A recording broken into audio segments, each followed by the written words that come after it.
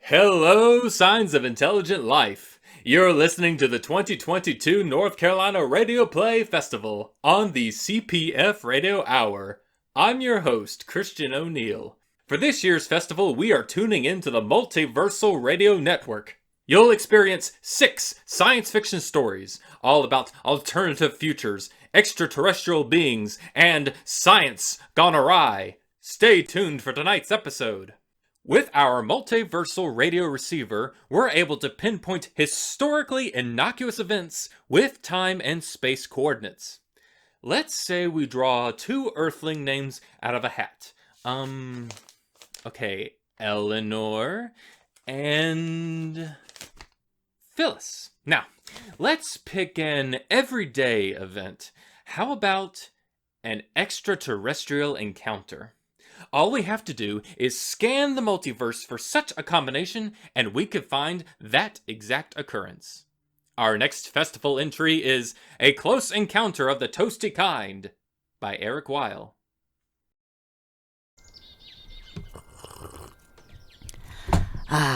Coffee. Good morning, Eleanor. Good morning. Again, Phyllis.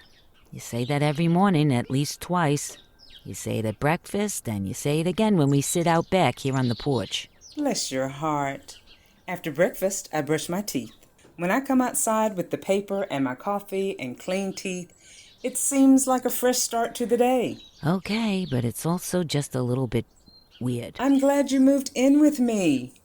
Saying good morning twice is just me being happy that someone is living with me. Okay, let's stop arguing and read the paper. I might have become one of those awful hoarders or cat ladies that you read about. I doubt it.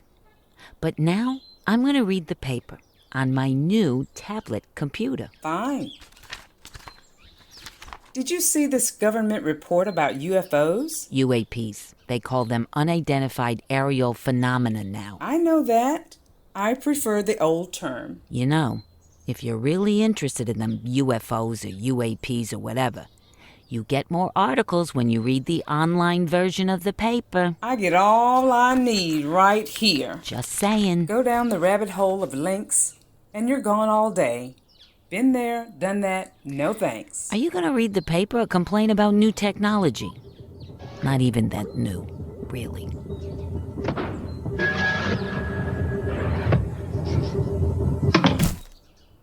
Please, don't tell me I just saw and heard a toaster come down from the sky and land in our backyard. I saw it too. It's not ours, is it? No, ours is in the kitchen where it belongs, silly. Now I'm going back to reading the paper. Aren't you even a little bit curious about an unknown toaster making a controlled descent into our backyard? I have decided not to believe in UFOs. We identified that thing as a toaster. Besides, if I get up, you'll race me to it so you can be first because you're younger. Go ahead, be my guest. All right. Looks new. 2 slices. I don't see any wires. How could it have flown? There must be some perfectly natural explanation. It's the 2-slice Lander Explorer toaster, sent from the 8-slice mothership toaster in orbit. Ha, ha. It's a UFT, unidentified flying toaster. You're so funny, Eleanor. Yikes. Greetings, Earthlings. I've waited so long to say that, greetings, Earthlings, all through my interstellar training course. Where in the world did you come from? Nowhere in this world. Far, far away across the galaxy, my planet circles a star similar to yours. This toaster is my spaceship in a form you'll recognize. Eleanor, are you in on this? Are you playing a prank on me? No. Who are you? Call me Aliena. Aliena? It's much more musical and pleasing to the ear than E.T. And if I said my name in my language, you couldn't hope to pronounce it. You look like Marie, our friend who lives a couple of blocks away. I borrowed her image. You'd freak out to see me as I am. How do you like my spaceship? You didn't cross the galaxy in a little bitty 2-slice toaster. Give me a break. Your toasters can't fly, but we can make them fly. Flying saucers became a cliche on Earth, so we switched to toasters. So, how did you fit into it? How does it fly? You wouldn't understand. We have materials and means of locomotion even your science fiction writers haven't dreamed up yet. That doesn't really answer the question. We can transform the properties of materials in ways your engineers couldn't understand. Those videos you've seen of our spaceships, optical and digital illusions. If your civilization is advanced so far beyond ours, why aren't you destroying us? Are you going to beam us up and run experiments on us? We have no desire to destroy you, and we do not need to experiment on you. How quaint. Destruction and experimentation are things you Earthlings would do to us given the opportunity. What you call civilization, we consider barbarism. All that territorial war and religious humbug, conspiracy delusions about viral diseases. Pitiable.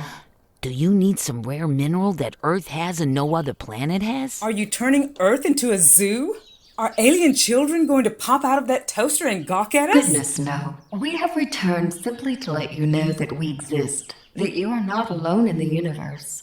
Why? Why now? You've gotten close to figuring it out anyway, despite your laughably primitive technology. Are you here to help us? Did you come to show us your technology so that we can learn from you? Can you fix some of our big problems? Like inequality or fatal diseases? Climate change? Heavens, no. If we were to impose solutions, you would only make your situation worse. You are not ready for our technologies and discoveries. A hint, please? On behalf of all humanity? No. But thousands of us are making ourselves known to billions of Earthlings as we speak. We are appearing in military, government, and industrial installations, on media outlets, and to ordinary citizens, such as yourselves. How far behind you are we, developmentally? Oh, I'm not sure. 2 million Earth years? 20 million? It doesn't matter. The chances of your civilization lasting long enough to develop understandings and technologies similar to ours are very, very slim. Because we'll destroy ourselves? You're well on the way. No beings from outer space need to help you to destroy your planet. Then why come here and torture us with the knowledge that more developed life forms exist out there? There's always a possibility that you'll change in time. We've seen it happen before. How many other planets have life forms? There's no knowing precisely. Life forms come into existence and go extinct all the time, like stars. What are we supposed to do, now that we know life exists across the galaxy? Relax. Go about your business. Nobody we know of wants to hurt you. How can we relax? Your existence changes everything. We've come to show you that we're friendly. Advanced life forms are peaceful, not predatory as in your movies. You may continue your development. Perhaps in 1 million years or so, you'll give us a reason to return. Sounds like you've done this before. Revealed yourselves to unsuspecting populations. Many, many times. But only to suspecting populations. If they aren't curious and looking, we stay hidden. Could, you excuse us for just a moment? Certainly. We have to do something. What do you have in mind, Eleanor? We need to capture her. Take her to the FBI or NASA or somebody, along with a toaster. She said they're revealing themselves everywhere. How can we believe that? Let's grab her. Tie her up. Oh, all right. On 3. 1, 2, 3. Oh! This way. Not that way. Oh! Now you've done it, Eleanor. Can't move. All she's doing is pointing at us. Silly Earthlings. You didn't think that taking your form would cause me to lose my abilities, did you? Obviously, we did. Return to your rocking chairs, please. I'm so tired now. Oof. I've accomplished what I came here to do. Time to go. Wait. We apologize for trying to capture you. We expect resistance. Some of you will deny that this encounter ever happened. Goodbye.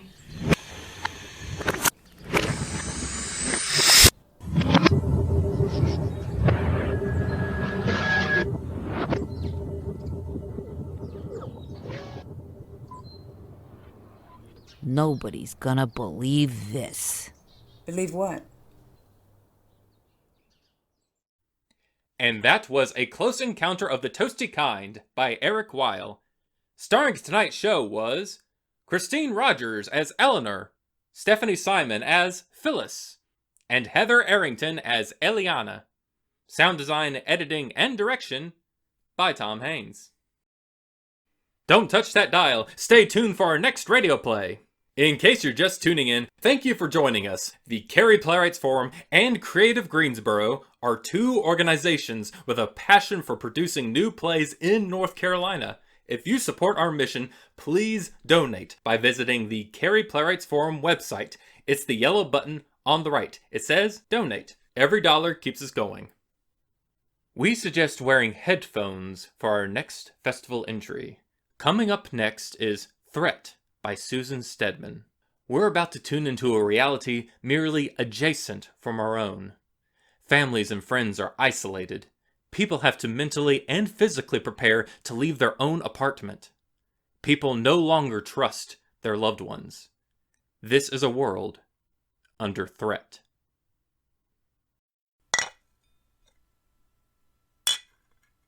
Great cookies. I can't believe you baked. Did you hear that? No. Are you sure? You didn't hear? No. Are you okay?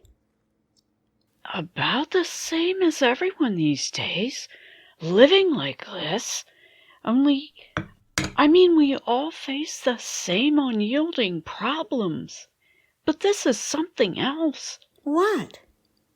I feel as if I've lost my place in the world. Maggie, kids grow up and move away. They used to. It still happens. It was safer. Before. Still, it's the order of things. But now? Now? Yes, even now.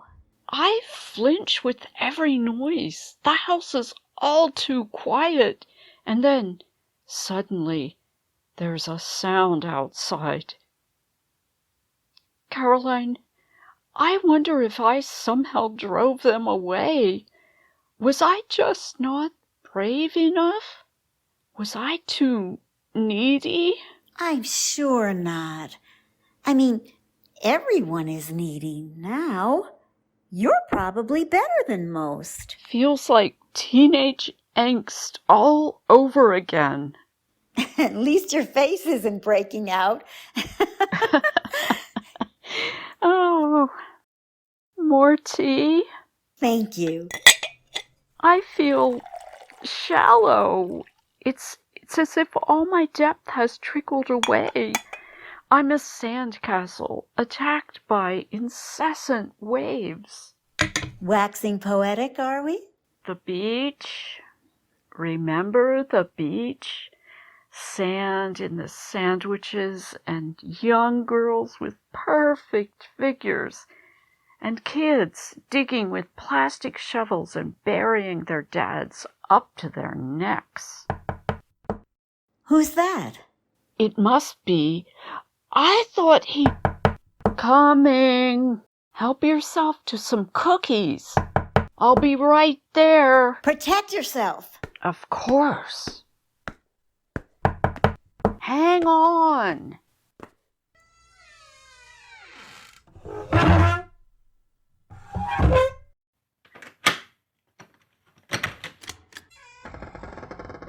Oh, you scared me. Hi. You're back early. I wasn't expecting... Maggie, do you need help? All under control here. Got back from my trip early. And yes, I stayed safe. Look at me.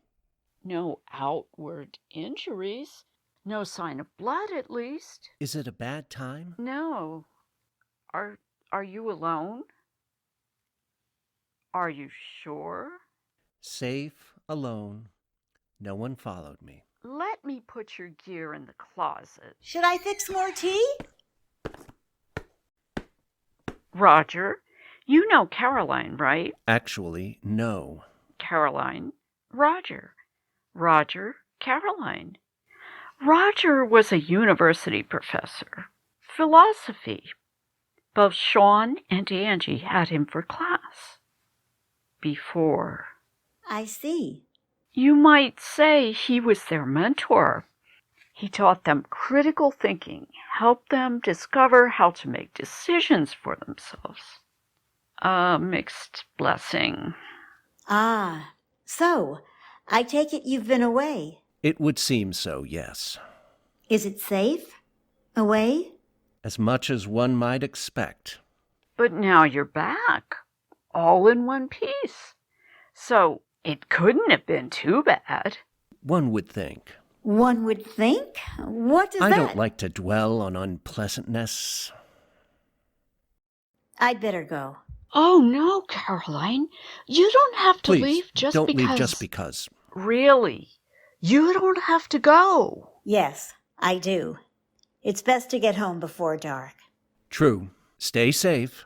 Do you have everything? Oh, yes. I'm well equipped. Got here in one piece, didn't I? Not a drop of blood on me. Yes, but... My gear is in the front closet. You don't have to see me out. I need to lock up after you leave. Oh, yes, of course. And Caroline, it's not about the kids. At least, not just about the kids. If you say so, we'll talk soon, right? Just don't call. No, of course not. I'm not an idiot.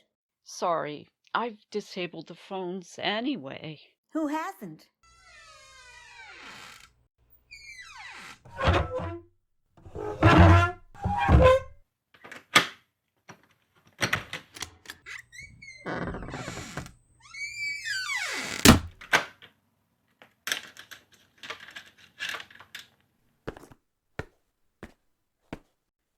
She's on her way. And she doesn't need help? Caroline? No, she's very independent. Still, a woman alone out there. She's strong and, as you heard, well equipped. So they're really gone? The kids? Yes. Are you all right? I think so. When was the last time you checked the house? Right before Caroline got here. Maybe 2 hours ago? Would you like me to... No, not necessary. Do you want something to eat or drink? There's tea and cookies. No, not necessary. You look well, but tired. Not sleeping. I relax enough to feel heavy beneath the blanket, but then the noise, the dragging, the scraping, or worse, the lack of noise. Sometimes, though, I hear talking, even laughter from outside. People who think they're safe. No one is safe, and it might not be people you're hearing. That's how they get into places, you know. No mysterious alien tools or even force, but these invaders, they are so subtle and yet so bloodthirsty.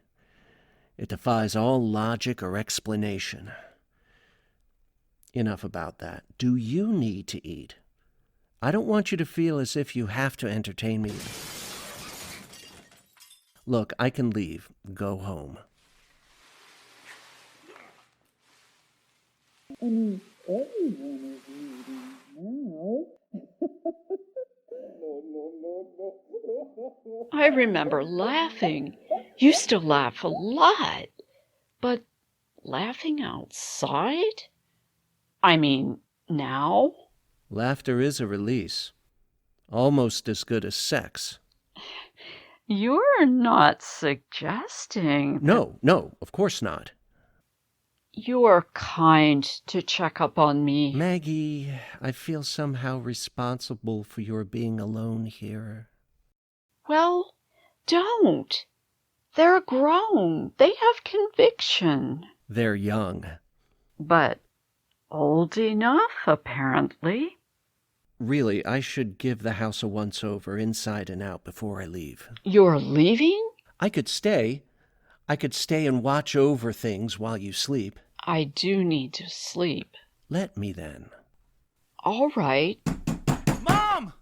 Mom, open up! It's me, Sean! And Angie, she's hurt! She needs you! Wait, Maggie, listen first. Listen hard. And if you decide to open the door, suit up just in case. Don't be fooled by the sound of Sean's voice. It might not be coming from him. Remember, they move about in pairs. You won't be able to look for blood, what with the window boarded up. But be as sure as you can before you unlock the door. But I can't leave them out. Mom, let us in! Angie is choking! She's bleeding! If it really is your kids, let me go first. What is the difference between morality and ethics? Let us in! Angie is hurt! She's suffocating! Who expounded the theory of pragmatism? Let us in! Mom! Mom! I said, who expounded the theory of pragmatism? Roger, open the door. Maggie, I don't think it's Sean out there, much less Angie. He can't even answer basic intro philosophy questions. Could you? If you were hurt and bleeding? You know this is their MO, their way of insinuating themselves into your house, your life. Perfect mimics of speech, but acting out of a vital force far different from humanity's, delighting, no, flourishing in the game. And the blood. Out of my way, Roger. I have to see if it's Sean and Angie. I can't leave them hurt and bleeding on the front porch. Maggie, no, don't! Mom, we need you! At least suit up first!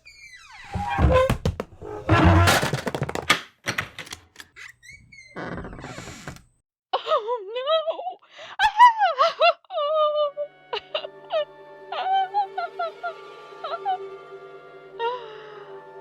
Oh my God, the blood! Maggie!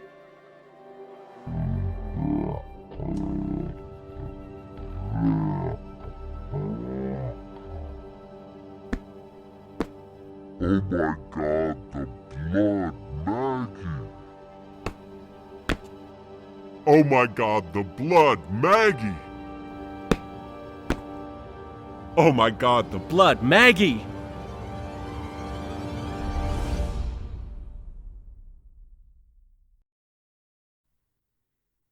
And that was Threat by Susan Steadman.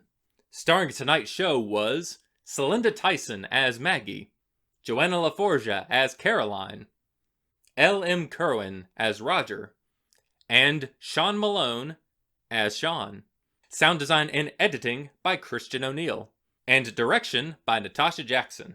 The musical underscore was Reign Supreme by Kevin MacLeod at incompetech.filmmusic.io.